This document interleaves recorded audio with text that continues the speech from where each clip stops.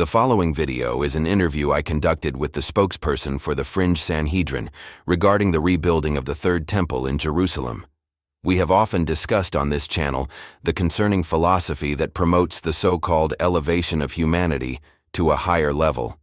If you visit the Third Temple Institute in Jerusalem, you will hear a narrative playing over the speakers as you walk through the exhibits displaying various instruments prepared for the temple. This message aligns with the very same New Age ideology we expose and warn about on this channel. The temple is described as being more than just a building. It represents the supposed ascension of mankind. I'm sharing this today to highlight the dangers unfolding in our world. The rejection of Jesus Christ as the Messiah leads to a misinterpretation of prophecies, applying them to another figure instead of Christ.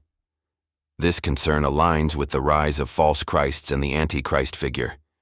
Many believe that if the Third Temple is rebuilt and the Antichrist proclaims himself as God within it, he may ultimately turn against Israel, persecuting both the Jewish people and the church. I share this with the hope that it will encourage you to evangelize and reach out to those who are lost with the true gospel of Jesus Christ, the only Messiah who can save us and reconcile us to God. Each year, a new temple coin is minted, and every person is required to contribute a half shekel as a form of tax. Some of these coins feature symbols such as Cyrus, Trump, and the United States. Last year, an altar was built, and annual sacrifices are performed. They continue to conduct sacrificial exercises, including the Passover lamb sacrifice on the 10th of Nisan, in preparation for what they believe will be the full restoration of temple practices.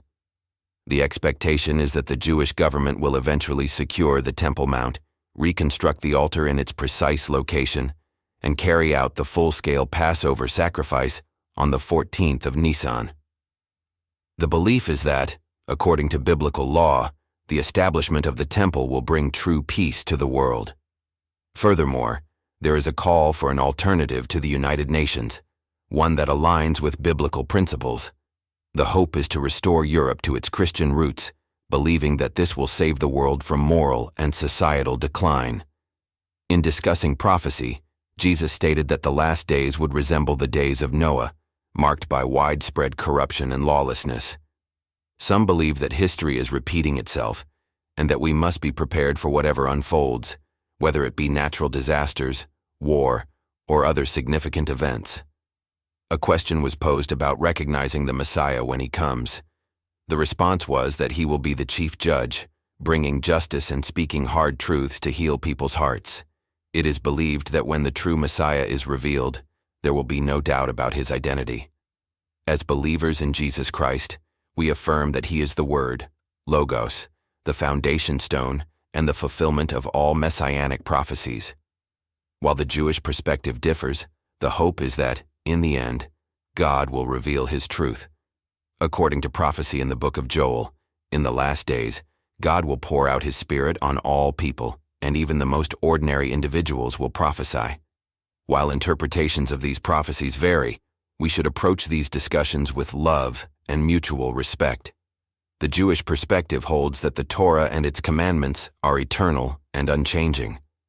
While Christians believe that Jesus fulfilled the law and brought grace, the Jewish belief maintains that not a single commandment will be abolished. Despite theological differences, there is an appreciation for those who support Israel. Ultimately, it is believed that the truth will be revealed in the last days, and God's plan will unfold. As we close this conversation, I extend a message of love and peace to all of humanity.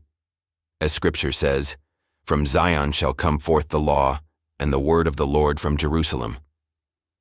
To my viewers, I remind you of the good news. The sins of both Jews and Gentiles have been washed clean by Yeshua, who died and rose again. The Lion of the tribe of Judah has prevailed. God bless you. Please subscribe to the channel for more spiritual knowledge.